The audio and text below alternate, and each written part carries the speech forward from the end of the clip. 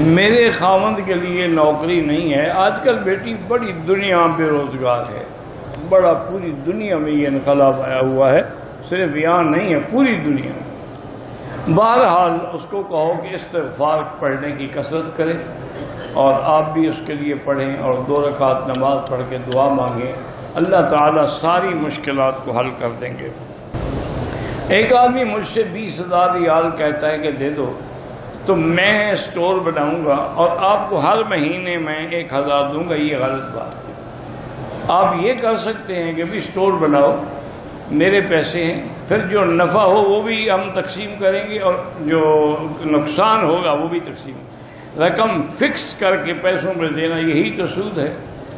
پچھلے 1.5 سال سے میرے کپڑوں میں سوراخ ہو جاتے ہیں۔ میری بیٹی یہ تو معلوم ہوتا ہے کہ گھر کی کوئی عورت شرارت کر رہی ہے، کوئی جن شن نہیں۔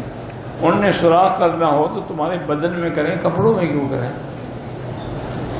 بہرحال آپ آیت الکرسی پڑھ کے حصار کیا کریں اور لاک رکھیں دروازے کو، پھر دیکھیں کہ کپڑوں میں سوراخ ہوتے ہیں یا نہیں ہوتے ہیں، چیک کریں۔ یہ کوئی گھر کا آدمی ہے جو شرارت کرتا ہے۔